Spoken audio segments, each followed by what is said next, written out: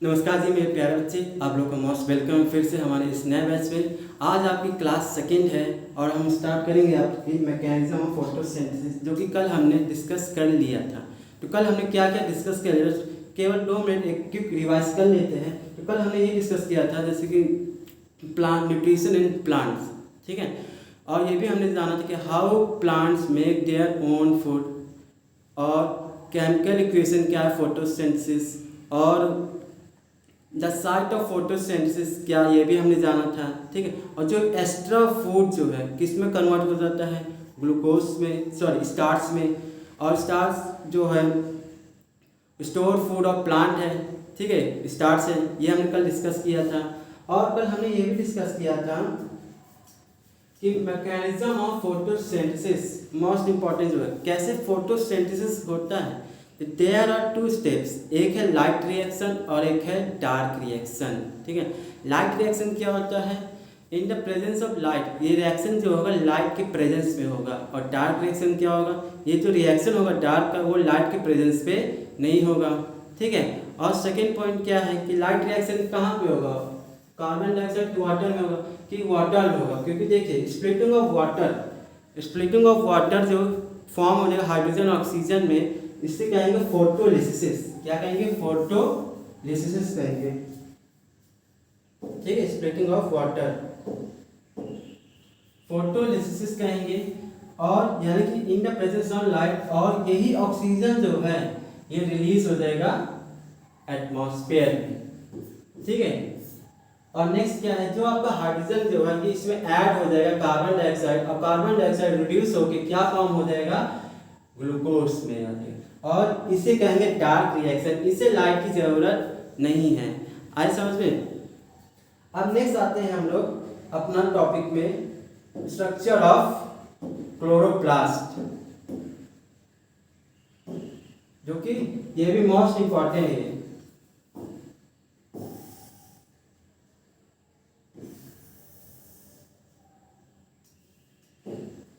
जैसे कि हमने जाना था कि the site of photosynthesis chloroplast, यानी कि फोटोसिंथेसिस कहाँ पे होगा। पहली बार तो मैंने कहा मैक्सिमम फोटोसिंथेसिस कहाँ पे होगा, लीव्स में कहाँ पे होगा, सेल में, और सेल में कहाँ पे होगा, प्लास्टिक में, और प्लास्टिक में कहाँ पे होगा, क्लोरोप्लास्ट में। तो कहने का मतलब ये है, जैसे मान लीजिए प्लांट है और एक ये जो है लीव सेल, ठीक है। और इसमें इस लीव्स में प्रेजेंट है सेल, इस लीफ में प्रेजेंट है सेल, ठीक है। इस सेल को मैंने जूम किया, इस सेल को मैंने जूम किया तो जो स्ट्रक्चर जो इसका बना है,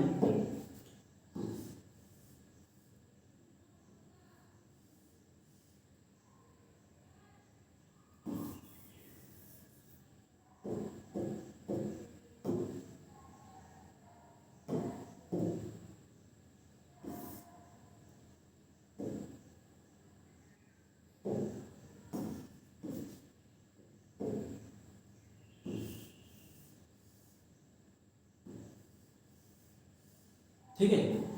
फोटोसिंथेसिस कहाँ पे होगा, सेल में होगा, और सेल में कहाँ पे होगा, ये आपका जो है प्लास्टिक्स,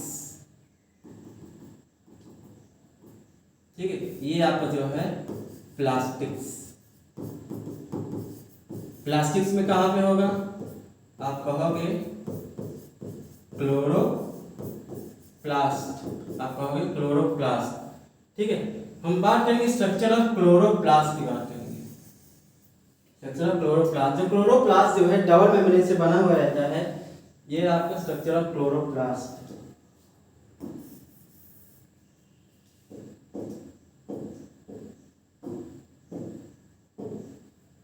स्ट्रक्चर ऑफ क्लोरोप्लास्ट,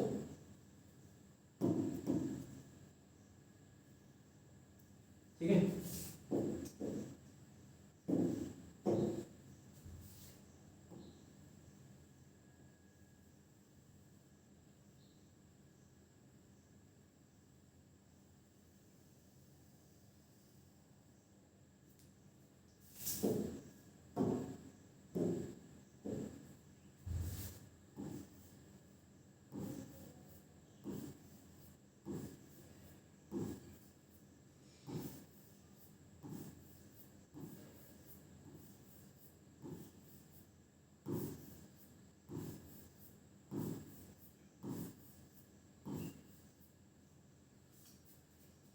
ये आपका स्ट्रक्चर ऑफ क्लोरोप्लास्ट है, ठीक है,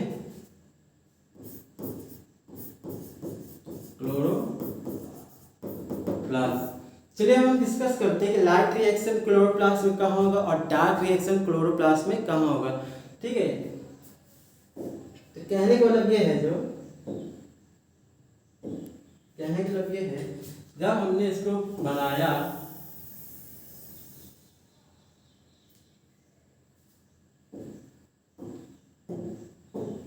क्लोरोप्लास्ट, एक बार फिर से बना लेते हैं, कोई दिक्कत नहीं है। अभी एक्सप्लेन करूंगा ग्रेना, थैलाकोइड्स, स्ट्रोमा, ये क्या है ये सब।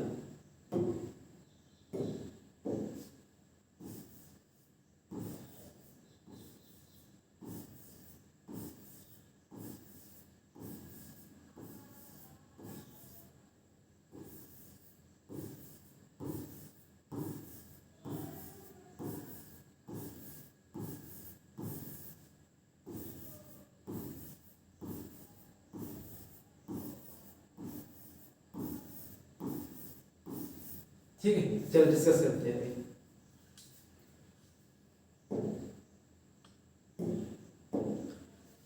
थैलाकोइड्स, थैलाकोइड्स, ठीक है। थैलाकोइड्स क्या है, जो कोइन जैसा सिक्का है, ये वाला पार्ट जो है, ये एक सिक्का, एक, यानी कि थैलाकोइड्स क्या है, a single disc sac like structure, ठीक है, a single disc sac like structure, इसे थैलाकोइड्स कहेंगे, ठीक है, इसे कहेंगे थैलाकोइड्स कहेंगे, ठीक है। अब ग्रुप ऑफ थैलाकोइड्स, यानी कि ग्रुप ऑफ थैलाकोइड्स को क्या कहेंगे, ग्रैनम कहेंगे।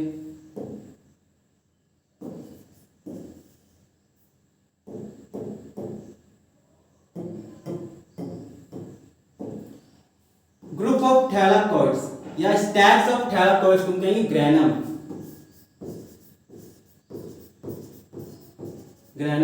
यानी कहने का मतलब ये जो है, इसको हाईलाइट कर देता हूं मैं, कहने का मतलब ये है,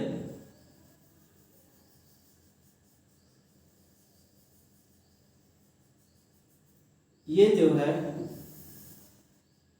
ग्रैनम है, यानी कि ग्रुप ऑफ थैलाकोइड्स, यानी कि ग्रुप ऑफ थैलाकोइड्स क्या है, ग्रैनम, ठीक है, आई बात समझ में। और ग्रुप ऑफ ग्रैनम को हम कहेंगे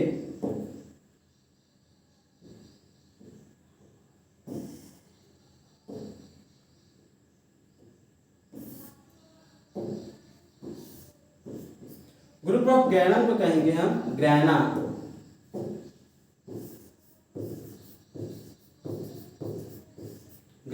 इस पूरे को आइए समझे। और इसी ग्रैनम में होगा आपका लाइट रिएक्शन,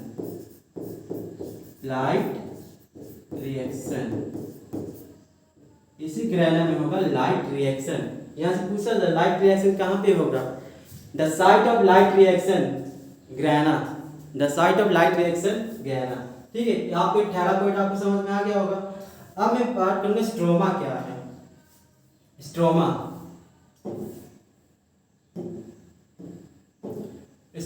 क्या है, व्हाट इज स्ट्रोमा, ठीक है।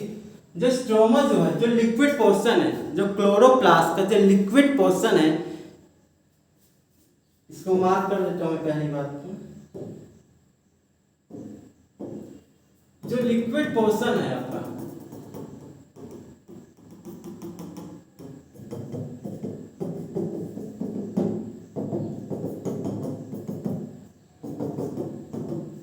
ठीक, स्ट्रोमा क्या है, स्ट्रोमा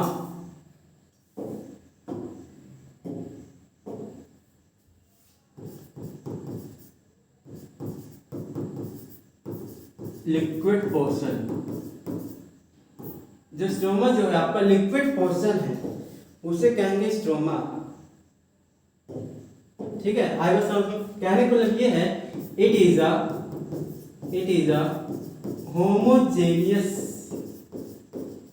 होमोजेनियस मैट्रिक्स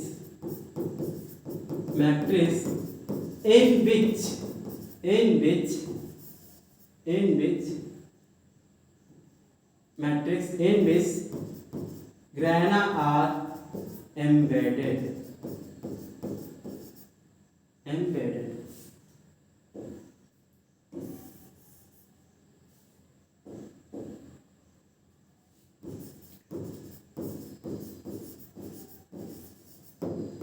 कहने का मतलब ये है कि स्ट्रोमा वाला पार्ट जो है जहाँ पर ग्रैना जो है ढसे रहते हैं।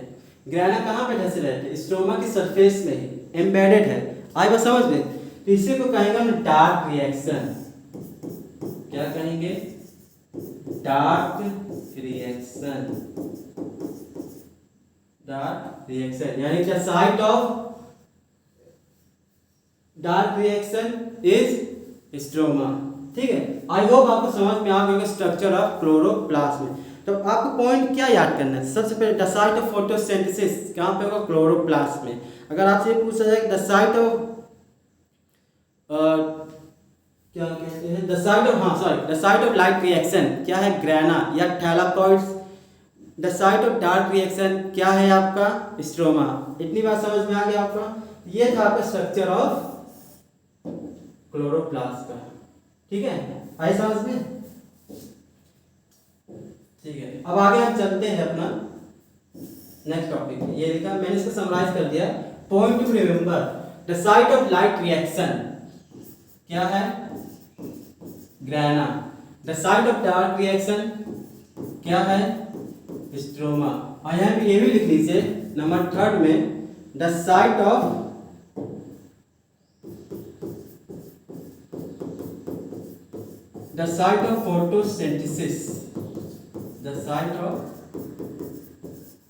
photosynthesis कहाँ पे होगा?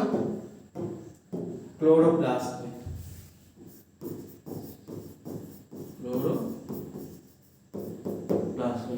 इतनी बात समझ में आ गया होगा? अब मुझे लगता है आपको mechanism of photosynthesis, dark reaction और लाइट रिएक्शन आपको समझ में आ गया होगा। ठीक है, आए समझ में? और आपको ये भी समझ में आ गया होगा कि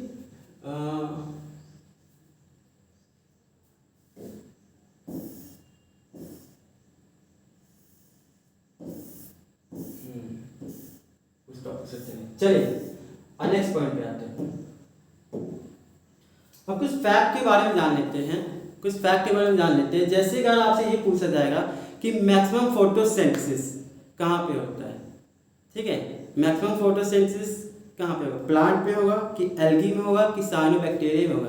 क्योंकि हमने डिस्कस किया था कि ऑटोट्रॉफिक न्यूट्रिशन कौन कौन से है? प्लांट,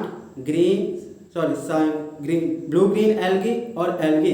अगर इसमें से आपसे ये पूछा जाएगा कि मैक्सिमम फोटोसिंथेसिस किस में होगा?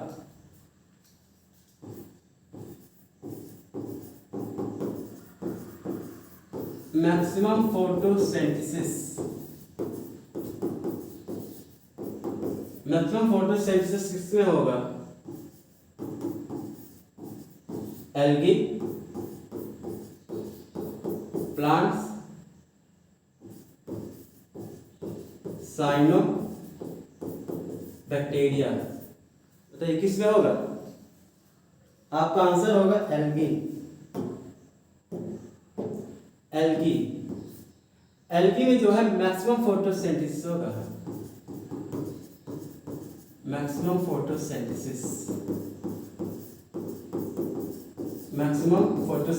उसके बाद प्लांट है, उसके बाद जो है साइनोबैक्टीरिया। यानी कि अगर फोटोसिंथेसिस मैक्सिमम होगा एल्गी, यानी कि ऑक्सीजन भी ज़्यादा रिलीज होगा एल्गी में। ठीक है, यानी कि जो काई जो है उसमें ऑक्सीजन भी ज़्यादा रिलीज होगा। ऐसा समझ में? तो कहने का मतलब ये है कि most of the earth oxygen comes from algae because maximum photosynthesis takes place in the algae. सबसे ज़्यादा फोटोसिंथेसिस एल्गी में होता है। ठीक है, और एक पॉइंट और नोट कर लीजिए,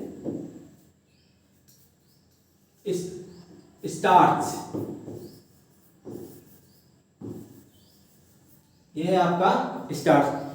कौन सा मेथड है, कौन सा टेस्ट है जो स्टार्च को बता सकता है कि इसमें स्टार्च प्रेजेंट है कि नहीं है? ठीक है, तो उस टेस्ट का नाम है starch test is done by iodine. Test is done by iodine, और इसका कलर जो होगा डार्क ब्लू ब्लैक कलर का हो जाएगा, डार्क ब्लू ब्लैक अपीयरेंस होगा। अब यहाँ से आप सवाल ये है, जैसे मान लीजिए क्या होगा, जैसे मान लीजिए आपने चावल लिया और उसको चबा लिया, ठीक है, चबा लिया, फिर उसके बाद आपने उसको निकाल लिया, ठीक है, क्या जो उसमें जब आयोडीन डालेंगे तो क्या वो ब्लू ब्लैक कन्वर्ट हो जाएगा, अपीयरेंस होगा उसमें? बोलिए। आप कहोगे नहीं होगा। क्यों नहीं होगा? क्योंकि उसमें अब स्टार्च नहीं रहा, क्योंकि उस राइस में अब स्टार्च नहीं रहा है, क्योंकि जो स्टार्च जो है हमारे माउथ में एक सलाइवा था जिसने सेक्रेट्स कर दिया है, कार्बोहाइड्रेट को डाइजेस्ट कर दिया है।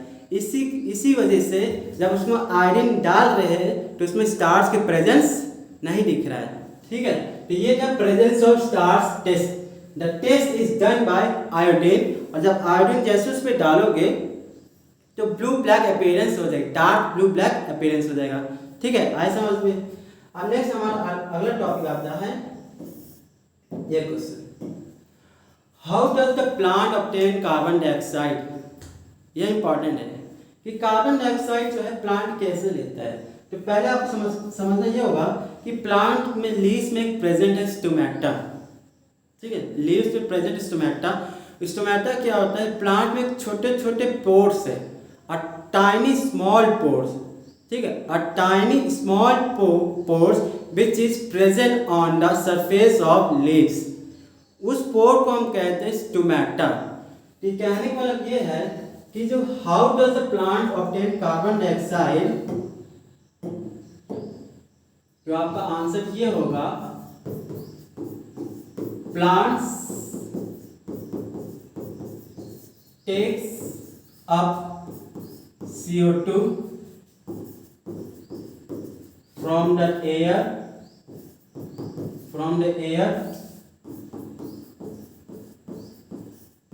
through a tiny spores,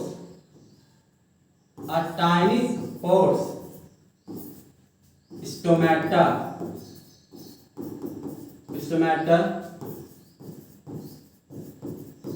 present on the surface of leaf,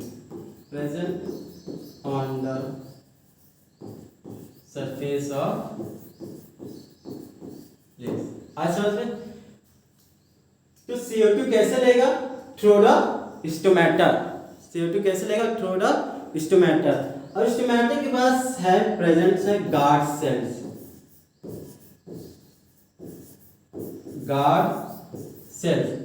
इसका जो शेप जो रहता है किडनी शेप रहता है, शेप जो है किडनी शेप का रहता है, ठीक है, शेप जो है किडनी शेप का रहता है। चलिए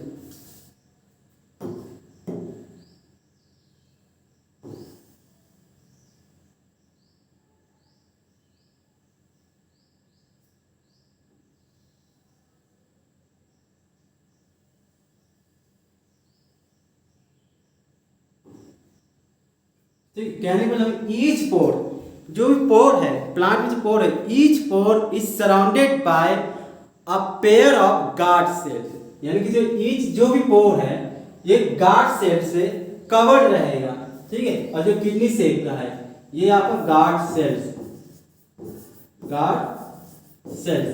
ठीक है।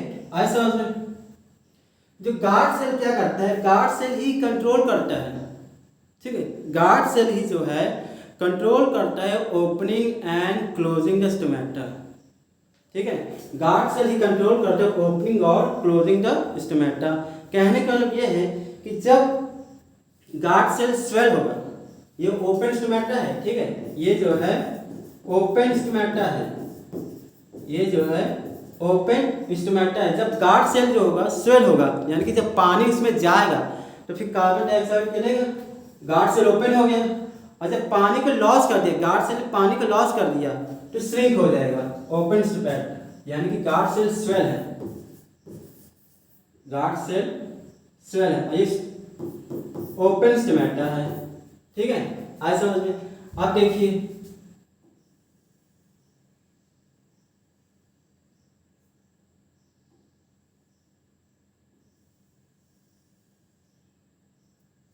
ठीक है, ये भी क्या गार्ड सेल्स है,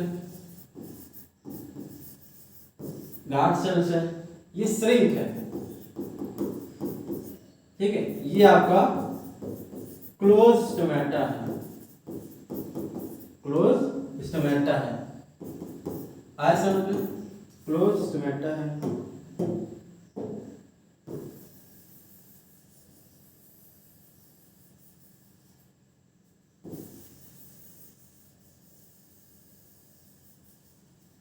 ठीक है, आया समझ में।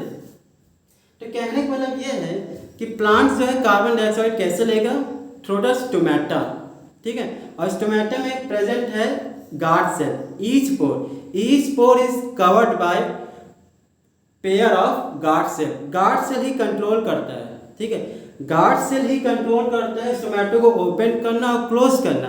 तो कहने का मतलब ये है कि stomata is controlling the exchanges of gases in and out. तो लास्ट पॉइंट आप ये लिख लीजिए, लास्ट पॉइंट आप ये लिख लीजिए। ठीक है, स्टोमेटा जो है, stomata is controlling the, stomata is controlling the, stomata is controlling the, controlling the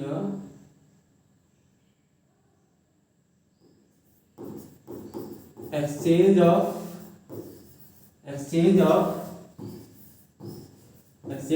gases in and out।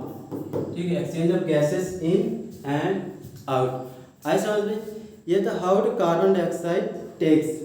अब सवाल ये भी पूछते हैं कि पानी कैसे लेता है। ठीक है, तो पानी भी जो लेगा, आपने 9th क्लास में पढ़ा था जाइलम। ठीक है, जाइलम। तो पानी जो लेगा रूट के द्वारा लेगा with the help of xylem. ठीक है, ऐसे समझ में।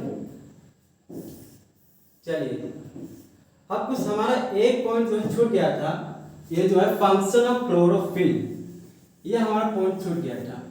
ठीक है, फंक्शन ऑफ क्लोरोफिल क्या है? ठीक है, आपको मालूम है क्लोरोफिल कहाँ पे प्रेजेंट है, प्लास्टिक्स पे प्रेजेंट है। ठीक है, और क्लोरोफिल कहाँ है, प्लास्टिक प्रेजेंट है, क्लोरोप्लास्ट में जो पिगमेंट है, ग्रीन कलर जो है, क्लोरोप्लास्ट ग्रीन कलर है due to presence of green pigment that is chlorophyll. इसका फंक्शन क्या है, व्हाट इज अ क्लोरोफिल का फंक्शन क्या है? फंक्शन ये है कि क्लोरोफिल क्या लाइट को एब्जॉर्ब करता है। ठीक है, क्लोरोफिल ही जो है लाइट को एब्जॉर्ब करता है। सेकेंड पॉइंट क्या है कि क्लोरोफिल जो है, हाँ एक चीज याद रखिए, प्रोसेस में कौन सी एनर्जी जो है कन्वर्ट हो जाता है during the process of photosynthesis, कौन सी एनर्जी जो है कन्वर्ट हो जाता है कि फोटोसिंथेसिस में जो लाइट एनर्जी जो है वो कन्वर्ट हो जाता है केमिकल एनर्जी में। ठीक है, conversion of light energy into chemical energy. Next क्या है, स्प्लिटिंग ऑफ वाटर।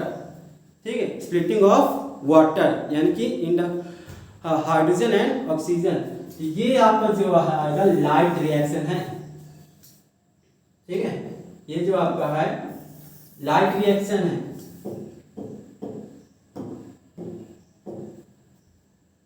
ये जो है आपका लाइट रिएक्शन,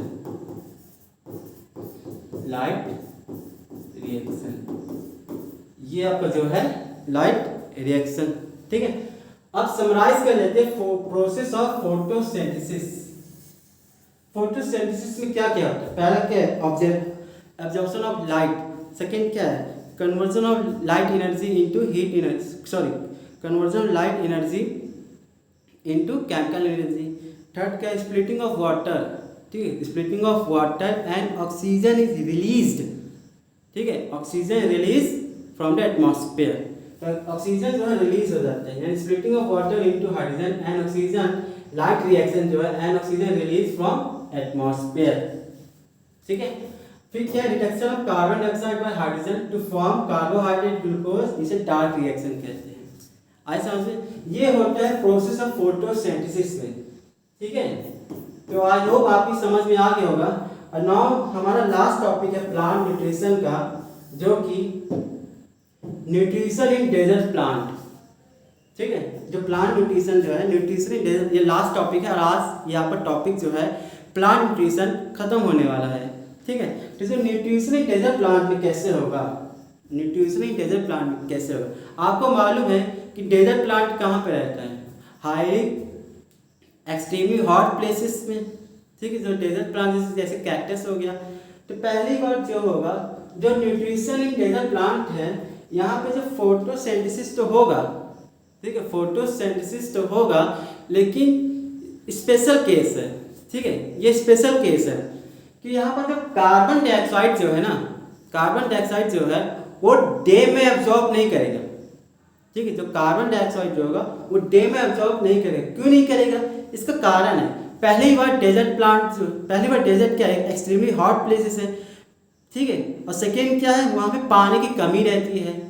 ठीक है, अगर क्या होगा, क्या होगा अगर कार्बन डाइऑक्साइड डे में यूज़ करेगा, अगर कार्बन डाइऑक्साइड अगर डे में लेगा, इसका मतलब स्टोमेटा ओपन होगा, स्टोमेटा ओपन होगा। जब स्टोमेटा ओपन होगा तो पानी की लॉस भी होता है। ऐसा समझे, जब स्टोमेटा का ओपन हो तो पानी के लॉसेस होगा पहली बात तो कहने का मतलब ये है कि जब स्टोमेटो ओपन हो जाएगा तो पानी ज़्यादा लॉस हो जाएगा, जिसके वजह से जो डेजर्ट प्लांट है वो सूख जाएगा। जो डेजर्ट प्लांट जो है वो सूख जाएगा, सर्वाइव नहीं कर पाएगा। इसीलिए जो कार्बन डाइऑक्साइड जो है डे में नहीं होते, वो नाइट में होता है। तो अगर आपका सवाल ये होता है, तो फोटोसिंथेसिस सब तो डे में होता है, फिर नाइट में कैसे होगा? तो आपका आंसर आपका सवाल जो है सही है। देखिए, तो डेजर्ट प्लांट में जो कार्बन डाइऑक्साइड जो है वो डायरेक्टली कन्वर्ट नहीं होता है कार्बोहाइड्रेट में, ऐसा समझे। तो डेजर्ट प्लांट जो है, जो कार्बन डाइऑक्साइड जो है वो पहले कन्वर्ट होते हैं इंटरमीडिएट सब्सटेंसेस, और वो इंटरमीडिएट सब्सटेंसेस क्या है, मैलिक एसिड है।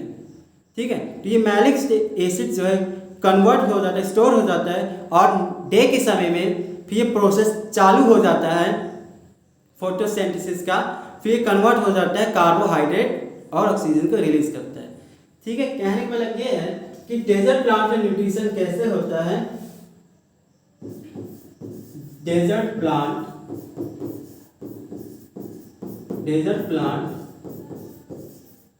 Takes up CO2 at night. ठीक, takes up CO2 at night and CO2 is converted into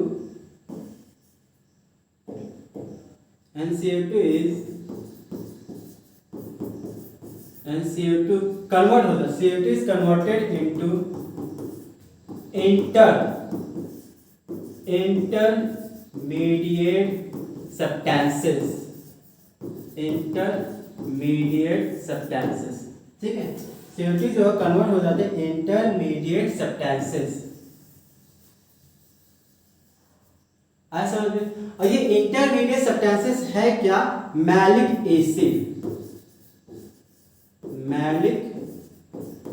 acid, इसका केमिकल फॉर्मूला है C4H6O5। ये आपका जो है इंटरमीडिएट सब्सटेंसेस है,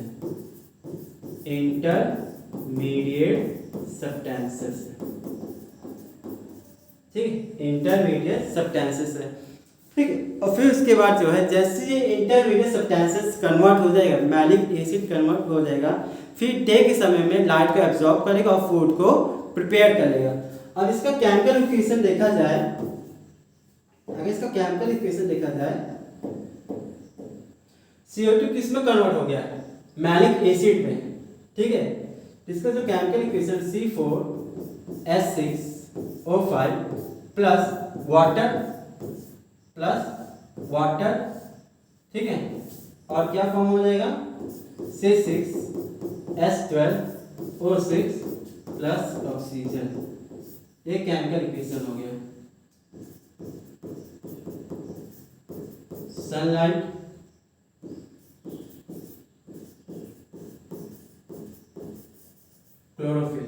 ठीक है। तो आपको समझ में होगा कि प्लांट में कैसे न्यूट्रिशन होता है, प्लांट में कैसे फोटोसिंथेसिस होता है। तो फोटोसिंथेसिस डेजर्ट प्लांट में जो होगा कार्बन डाइऑक्साइड को लेगा नाइट में, कार्बन डाइऑक्साइड को लेगा नाइट में और ये प्रिपेयर कर लेगा एक इंटरमीडिएट सब्सटेंसेस में।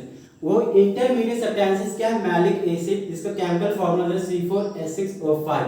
फिर उसके बाद जो है डे में ये हीट को एब्जॉर्ब करेगा, डे में जो है हीट को एब्जॉर्ब करेगा बाय द क्लोरोफिल और फिर फॉर्म हो जाएगा ग्लूकोज में। ठीक है, तो चलिए, तो ये आपकी क्लास खत्म होती है। प्लांट न्यूट्रिशन आपका पहला जो टॉपिक जो है लाइफ प्रोसेस का प्लांट न्यूट्रिशन आपको पूरी तरह से समाप्त हो गया है। अगर आपको कोई भी डाउट है आप कमेंट करके ज़रूर मुझे इन्फॉर्म करिएगा, पूछ लीजिए, इसका जवाब जो है आपको मिल जाएगा। ठीक है, चलिए हम मिलते हैं अपनी नेक्स्ट क्लास में न्यूट्रिशन इन एनिमल्स में। ठीक है, तब तक आप इसको रिवाइज कर लीजिए और अपनी अगली क्लास में मिलते हैं और इसके जो नोट्स जो है आपको डिस्क्रिप्शन में मिल जाएगा। ठीक है, चलिए, थैंक यू, जय हिंद।